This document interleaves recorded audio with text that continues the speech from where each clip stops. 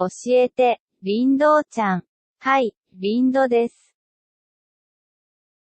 Isekai, technically it can be categorized into the same category as that of fantasy, because it is what it is. Most Isekai cases, or simply put, Isekai translates to another world.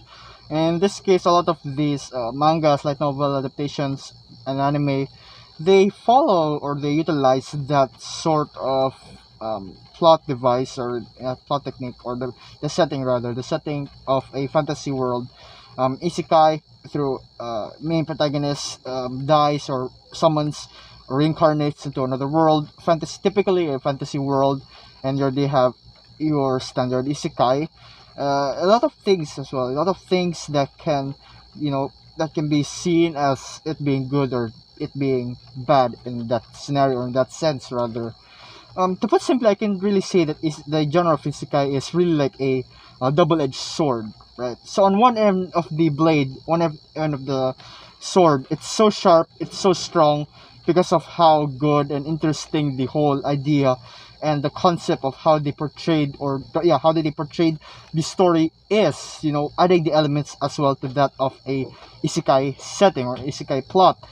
And then you have the other side of the blade, the other side of the edge, the other edge of the sword, in which it's not that sharp. It's terrible. It's dusty. It's about to dull.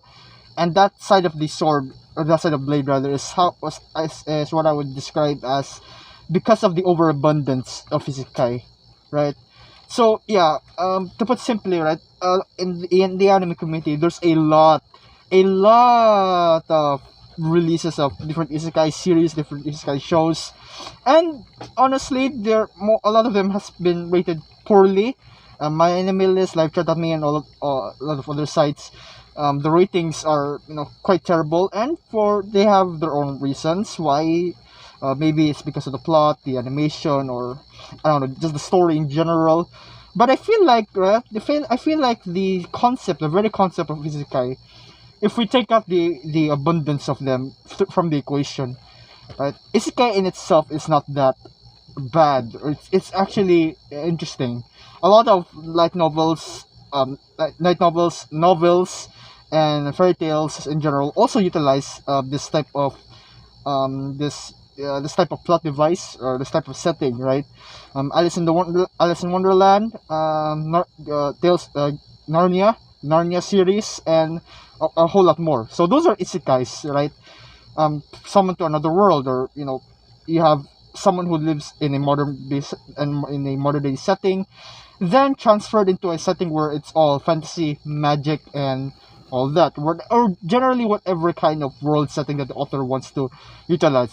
It can be either one that is historical, one that's pure fantasy, or medieval, space, or techie, cyber, and all that. But yeah, the realm of isekai, the world of isekai building or storytelling is really versatile. There's a lot of things that you can include and utilize into your storytelling through the use of this particular trope. But I feel like through anime, there's light novels and manga in particular, I think that this overabundance has already caused the downfall of why people look down, or not really look down, but rather don't really watch as much isekai as they did before, because of how generic the plot may seem, right? Take examples from spectacular isekai such as Konosuba, The Rising of the Shield Hero, Overlord, Saga of Tanya the Evil, The Time I Got Reincarnated as a Slime, I'm a Spider, So What, and a couple of other more. So those series, right? Those series, despite being an isekai fantasy, they have, of course, they follow common tropes such as having an overpowered main protagonist, and I don't know, different factors that utilize that sort of commonality cliche. I feel like because of how the authors, or the authors of those particular series, right, they take that concept of isekai and turn it into something that is rarely unique. Not really unique, but it's unique in a way that we, the audience, can actually enjoy the beauty of it, despite being an isekai, because ReZero, for example, yeah, ReZero, that's also included. Because I feel like with Isekai, with that, with the way that the Isekai genre has been is being told through the story, right? These authors, right? These authors added twists and its own, own a different flavor to the whole genre in itself. Overlord, the main protagonist, is a villain. Sagutan the evil. It's historical isekai-ish, but with a fantasy twist. And there's the main protagonist is a little girl who really resembles a certain person. Rising of the Shield Hero, underestimated. Yeah, he was framed. Yeah, he was framed for his actions. Konosuba, the comedy gold of isekai, and a lot of other more. So with that in mind, right? With that in mind, I feel like, or I know rather, I know that isekai still has a chance of being good, or there's so much more good isekai that is still yet to come, in a lot of new ways as well, wherein authors cannot follow or when authors do not really stick to the same trope, but rather they add new twists, new elements to the story, in which it makes it much more interesting, or not really generic in that sense, right? And yeah, with that being said, a lot of isekais follow generic tropes, cliches. Main protagonist wakes up in another world, fantasy world. He's overpowered, and a lot of other stuff. He saves princesses, saves the people, saves the town, harems here and there, and it really ends up to that by that point where, and you still find that that sort of concept, or that sort of trope, in a whole lot other more series other than isekai in general. Harems, romances, rom comedies, and action, shonen anime for that matter, and all that. It's really interesting. It's really interesting to see how, in theory, right? In theory, as I've said before, isekai is a really interesting genre in itself. But I feel like with the way that it's now being, portrayed, and the way people people already got tired. I suppose they got tired of the direction that these tropes are gonna be aiming for, right? The main protagonist, the audience, we as the audience, or the readers of a particular manga or light novel series, we wanted to sympathize with the main protagonist, the main character, and try to also get that, or have a feel of that experience, right? In my opinion, right? As to why I enjoy isekai is because I wanted to feel the experience of how I would react in a situation wherein I am placed in a world which is unfamiliar to me.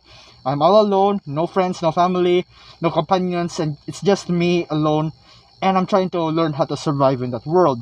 That in itself is a really interesting concept. But the way that they take it is that they add a lot of these elements that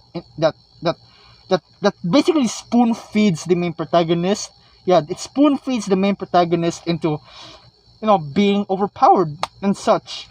But a lot as I said before, a lot of these other isekai series, Rising the Shield Hero, for instance, Overlord, Konosuba, it takes that into it plays with the way that it plays with the utilization of how the isekai genre is being used, makes it more lively, fun, intriguing, especially the way that the story is being told, the story building, the world building, how we get invested in the characters, and much more. And it never seemed to end.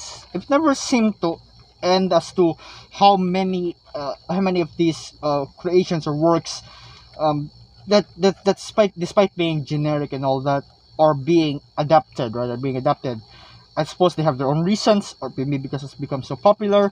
But with that being said, I feel like a lot of the underrated isekai, like novels, mangas, should take that adaptation to a whole another level. Now, I'm not saying that that shows are bad in general, but they have good reason, right? They have their own unique taste or unique flair as to why it is a really interesting watch, and why it is being adapted in the first place. I've explained this in a video that I've mentioned about Isekai Cheat Magician, how the story seems plain and boring, and why a lot of people dislike it, or I don't know, upset as to why this this had an adaptation and not the other great isekai series. I feel like it's because it's their own opinion, but for me, Isekai Chief Magician is it's a fantastic and simple isekai story, isekai setting to get weeblets or people who haven't watched anime get a basic understanding as to how the isekai genre works, and that in itself is pretty good. It's pretty interesting. But yeah, the commonality of it all, I feel like they reuse a lot of settings, a lot of places, and a lot of terminologies, even terminologies as well to the whole story. They've all seem or heard or seem so similar in that sense, and that's why can be a turn off, I suppose. But you have also other things wherein people can appreciate some good old fashioned isekai series in a story such as Mushoku Tensei or Jobless Reincarnation. People claiming it to be the grandfather of isekai, and with the tropes that it's presented, I do feel like, and I've watched the anime, the first course, I thought it was a fantastic interpretation of the whole genre in itself, because of how the main protagonist, the world building, there's a lot of these elements that come together, and it fits perfectly into a sense that despite it being adapted way later on than the other generic isekai shows, Mushoku Tensei still stands out on its own because of how can be messed up a bit, or there are some parts where it's definitely messed up, but it's also still thought provoking. It's thought provoking to see an unexpected side of how the isekai or how isekai genre can be utilized well in a young adult type of reading style or writing style rather, or storytelling style. And for that reason, Mushoku Tensei, it definitely deserves a really good reputation for that. A lot of the other shows as well. But yeah, as I said, I'm not saying that all isekais are bad. That's people have their own opinions, but in general, they each have their own quirks and their own motives or reasons as to why, or no, they have their own gimmicks as to why they can be considered good in its own way, despite being common, right? Each of us are, all of us humans, for example, we're all unique. Yet people, there are some people that also stand out in its own way, and I feel like this also goes the same for a lot of isekais as well. And yeah, talking about isekais, the way that they play with the worlds, reverse isekais such as Recreators or Devil Break as a part-timer, those are amazing. I love how they really try to alter that sense, right? Because isekai in itself, another world, it doesn't particularly mean another world apart from another world, but through the perspective, right? We have a main protagonist who is from fantasy land and brought to another world, which is here on Earth, and usually set in Japan. A lot of these stories or light novels, and that in itself, through the perspective of that main protagonist from the fantasy world coming into the land of Earth or to the planet of Earth, is already considered as another world to them, and that concept is brilliant. It's brilliant. All in all, I think we should just be much more appreciative or much more careful as to what type of shows or isekais we should look out for, we should anticipate in, and just simply appreciate them for what they are. Authors, they did an amazing job in writing these stories, a lot of these stories, and they shine in their own way. People have different quirks or different likes or different what's the term? Different tastes. Yeah, simply put, they have different tastes as to what isekai is really fitting for them. Arifureta, for example, I made a video about it.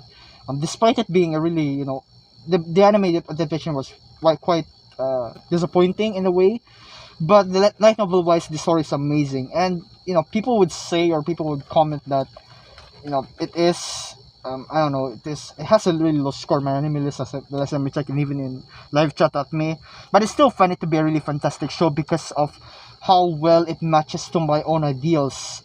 The main protagonist, dual gunslinger, vampire waifu, and a lot of these world building. The world building in itself of Arifureta is just spectacular, that I find it to be a really interesting concept, and for that reason, I have become a fan of it. I loved it so much from the first episode or from the anime series that I actually took a look at the manga beforehand. Like when I saw the trailer, when I saw the announcement that Arifureta was gonna get an adaptation, I took a look at the manga. I fell in love with it. I waited for the anime. I was, there's a lot of problems here and there to the way the direction went through, but yeah, I still find it to be a really good show, and thus it made me buy the light novel, the English light novel of it, and it was fantastic. I really got hooked into the whole story, into its whole concept in general, right? So yeah, for that reason, people have different tastes, right? People have a favorite. People like isekai for whatever gimmick that certain isekai has, and it's just something that they hold dear to their heart. It's a complete guilty pleasure in which they just like it and love it for as it is, and there's nothing wrong with that at all. In fact, that's what I really encourage to a lot of the people in the anime community, is that whether or not a show can be good or bad, whether or not it has a score of an average of 6 or 7 in my anime list or livechart.me and all those other websites that rank anime by the anime community, I still encourage you um to be proud of your tastes. Whether it's bad or good, just if you like a show and you enjoy it for what it is, what its content, so the stories, the characters in general, then go for it. There's no shame in liking, there's no shame in liking any show, because as they're being adapted, as it is as the work is a work in itself already. It has a light novel, it has a manga, right? The manga adaptation. People are going to love certain parts about it, and they're gonna be, they're gonna have a feel of excitement because it is something that is, I suppose, close to them. But yeah, isekai can be trash, but it can also be a good recyclable type of trash if done properly.